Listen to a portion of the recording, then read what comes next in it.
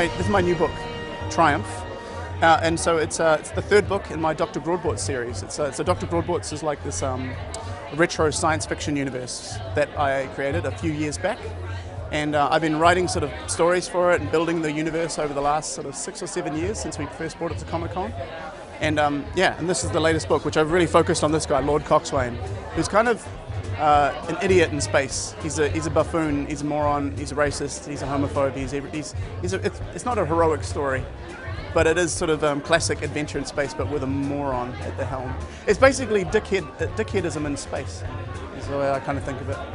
Well, the idea is that it's set in the sort of 20s or 30s in an alternate universe in the science fiction of that era. So in that era, you know, we weren't sure what would be on the moon. We thought Venus would have jungles and and flora and fauna, and we thought, you know, Mars would have the canals and maybe have a civilization. All that stuff was speculated upon. So back then, our science fiction was our local backyard, you know, the solar system. And so in Grordbort's it's the same.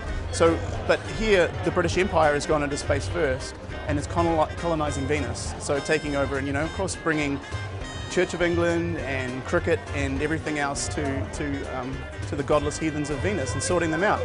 So, and the only thing, the Venusians aren't the bad guys in it, although he ends up shooting a lot of them. They're just they're basically just the people who are unlucky enough to be 200 years behind technologically when England turned up in their rockets. Kind of started in a back to front way. I started designing all these ray guns, and I did them as paintings for my wall, and I talked to Richard about them, Richard Taylor, who runs Weta Workshop, and he was kind of searching for ideas for collectibles we could do. And so I thought, well, you know, maybe we could do these ray guns. And as soon as he was into the idea and was starting to make them, I thought, okay, well, maybe I should make the comic book. And Richard said, yeah, go for it. So I started telling the story of the backstory of the world, and I even did that in a bit of the back to front way. I didn't tell the story of a character like Lord Cockswain. I made a catalogue of ray guns and inventions, and I told the sort of backstory about what Dr. Grordbort's is. And Dr. Grordbort's itself, this isn't Dr. Grordbort, this is Lord Cockswain.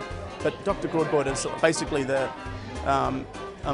Halliburton of the 1920s. Basically this massive multinational corporation that makes ray guns, rockets, cordial, children's shoes, anything, and sells it anywhere. But Dr. Grordbort himself is like this sort of malevolent businessman.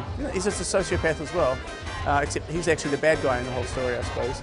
And it's in his interest to make sure that there's war between Earth and Venus and that we colonize Venus. It's also in his interest to arm the other side. And so I told the backstory from that kind of point of view, like writing the advertising about the world and sort of trickling that stuff in there. Collectibles are at wetanz.com, which is like our main website. And this is Dr. Grordbort's website, but since no one can pronounce Dr. Grordbort, so I won't list that.